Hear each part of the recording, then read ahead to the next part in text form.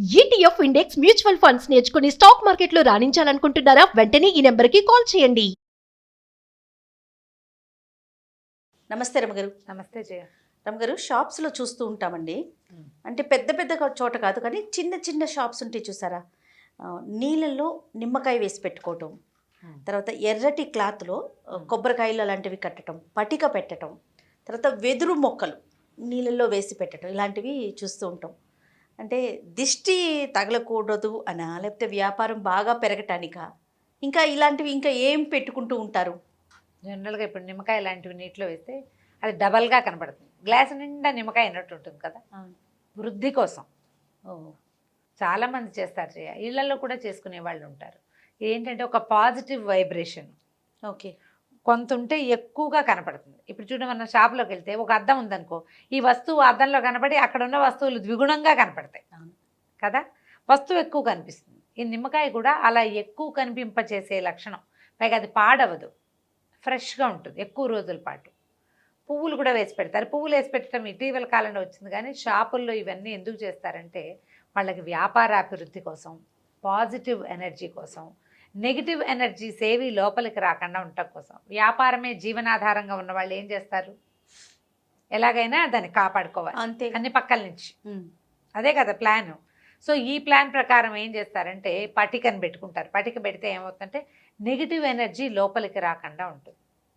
అబ్బా వీడికి భలే వ్యాపారం అయిపోతుంది అలాంటి భావాలు వీళ్ళ తాలూకు ఆరాని దెబ్బతీయకుండా ఉంటాయి. ఓకే, మామూలుగా మనకంటే మనకు ఒక బాడీ ఉంటుంది, ఆరా ఉంది కదా మనకి. ఇప్పుడు షాపుకి ఏముంటుంది, దాని యొక్క వృద్ధే కదా దాని బాడీ, అదే దాని యొక్క ఆరా. ఆ ఆరాకి తూట్లు పడిపోతే వీళ్ళకి ఎక్కడైనా నష్టాలు వస్తాయి. ఆ తూట్లు పడకుండా ఉండటం కోసం చాలా షాపుల వాళ్ళు పొద్దున్నే రాగానే మిరపకాయలు, నిమ్మకాయలు అవి ఏవో, తర్వాత ఏమో అవి దిగదుడిచి బయటపడేస్తారు. సాంబ్రాణి పొగేస్తారు. దేవుడి పటాలు ఉంటే అవన్నీ శుభ్రంగా తుడిచి మళ్ళీ పెట్టి మళ్ళీ దీపం పెట్టుకుంటారు. అగరబత్తులు వెలిగిస్తారు, సాంబ్రాణి పొగేస్తారు. ఇవన్నీ కూడా ఏంటంటే వ్యాపారాభివృద్ధి కోసం, నెగిటివ్ ఎనర్జీ సోకకుండా ఉండటం కోసం.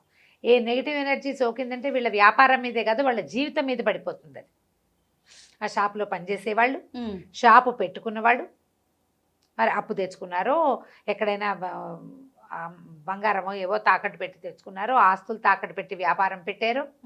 ఇది మొత్తం ఇక్కడ తగిలే నెగిటివ్ ఎనర్జీ అన్నిటికీ కొట్టేస్తుంది కదా.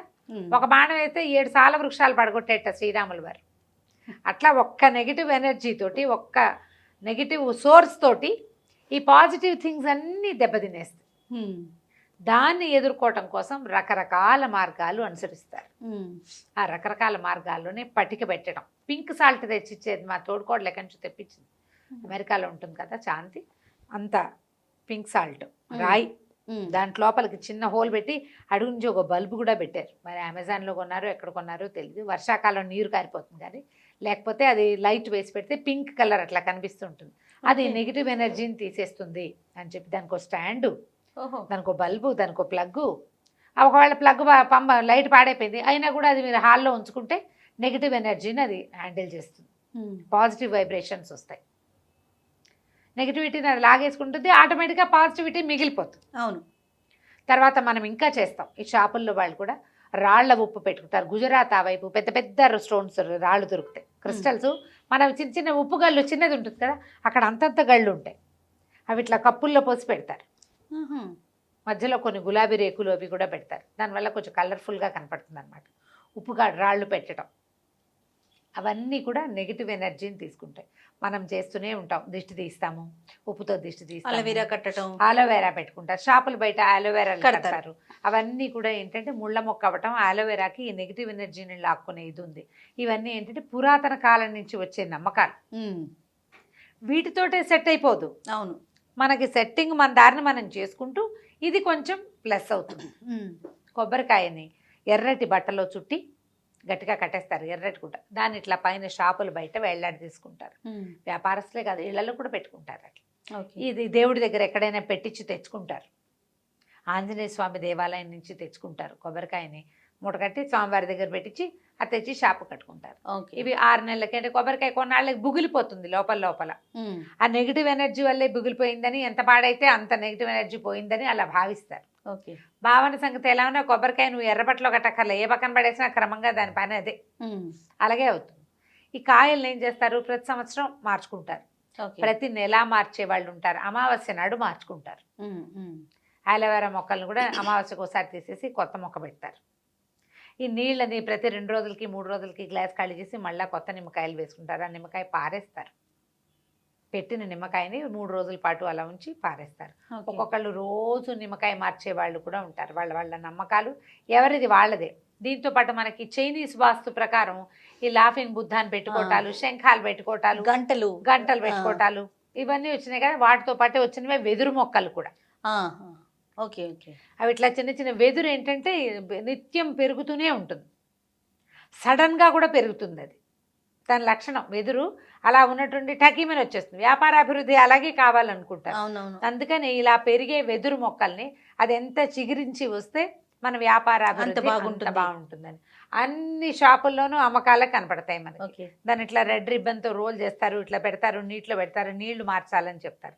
మన వాళ్ళు మనీ ప్లాంట్లను కూడా నమ్ముతారు అలాగే. అవును కదా. ఇప్పుడు మనం మనీ ప్లాంటే కాదు, ఏ రకమైన ఆకుపచ్చటి మొక్క అయినా సరే మనకి అది నిత్య నూతనంగా ఆకులు చిల్లలు కొత్తవి వచ్చి చిగురుస్తూ ఉంటే మన పాజిటివ్ సైన్. అది పాజిటివ్ సైనే కదా. మనం ఏవైనా పెట్టుకోవచ్చు, పుదీనా పెట్టుకోవచ్చు, గుప్పెడు పుదీనా నీళ్ళలో వేసి పెట్టండి, దాని దారిని అది పెరుగుతూ ఉంటుంది. అవును, మంచి వాసన వస్తుంది, ఫ్రెష్ ఎయిర్ వస్తుంది, చుట్టుపక్కల వాతావరణానికి బాగుంటుంది. వాము మొక్కలు అవన్నీ కూడా ఏంటంటే మరణం ఉండదు, వాటికి చచ్చిపోవు, ఎండిపోవు, పాడైపోవు. అలా నీరు దొరికితే చాలా వస్తూనే ఉంటాయి. అవన్నీ కూడా మనకి పాజిటివ్ సైన్గా, పాజిటివ్ ఎనర్జీకి సంకేతంగా కనపడతాయి. ఇదే పని మనం ఇళ్లల్లో కూడా చేయొచ్చు, ఇంట్లో కూడా చేసుకోవచ్చు. పువ్వులు నీళ్ళల్లో వేయటం అవి మన పద్ధతి కాదు. మనం గుమ్మాలకి బంతిపూలు కట్టుకుంటాం, చామంతి పూలు కట్టాం కదా, గుమ్మాలకు బంతిపూలు కడతాం, మామిడి తోరణం కట్టుకుంటాము, దేవుళ్ళకి పువ్వులు పెడతాం. కానీ క్రమంగా మనకి నీటిలో పువ్వు వేస్తే అది అట్లా అందంగా ఉంటుంది, వేసుకోవటం వచ్చేస్తుంది, పువ్వు కుళ్ళిపోతుంది, పూజకి పనికిరాని పువ్వు అయిపోతుంది. అది దాంతో పూజ చేయలేం కదా. దాని బదులు మనం ఇలా గ్రీన్గా ఉండే మొక్కల్ని పెంచుకోవచ్చు ఇంట్లో. షాపుల్లో వాళ్ళు ఏ పాజిటివ్ ఎనర్జీని కోరుకుంటారో అదే పాజిటివ్ ఎనర్జీ కోసం మనం కూడా ఇలా చేయొచ్చు. ఇళ్లలో పెట్టుకునేవి ఈ ప్లాంట్స్ వస్తాయి కదా, ప్లాస్టిక్ మొక్కలు, ప్లాస్టిక్ పువ్వులు, ప్లాస్టిక్తో ఉండే ఆకుల్ని అవాయిడ్ చేసేయండి. ఓకే. లైవ్లీగా ఉండే మొక్కల్ని పెంచుకోండి. ఇండోర్ ప్లాంట్స్ చాలా కనపడుతున్నాయి మనకి, లేదా అవుట్డోర్వే 2 రోజులకు ఒకసారి తీసుకెళ్ళి ఎండలో పెట్టండి, మళ్ళీ ఇంట్లో పెట్టుకోవటం. అవును, కొంచెం కిటికీల దగ్గర అక్కడ వెలుతురు వచ్చే చోట పెట్టండి. మొక్క చక్కగా అదెంత ఫ్లరిష్డ్గా అయితే మనకి ఇంట్లో అంత పాజిటివ్ ఎనర్జీ వస్తుంది. నెగిటివ్ ఎనర్జీని మొక్కలు లాగేసుకుంటాయి. ఇండోర్ ప్లాంట్సే మంచివి ఇళ్లలో పెట్టుకోవడం కోసం. మనం చాలా మంది ఇళ్లలో ఇప్పుడు చూస్తాం, ఒక చిన్న గాజు బాటిల్ ఏదో చిన్న బీకర్ లాంటిది ఉంటుంది, అందులో కాస్త నీళ్ళు పోసి ఒక మనీ ప్లాంట్ కొమ్మ పెడతారు.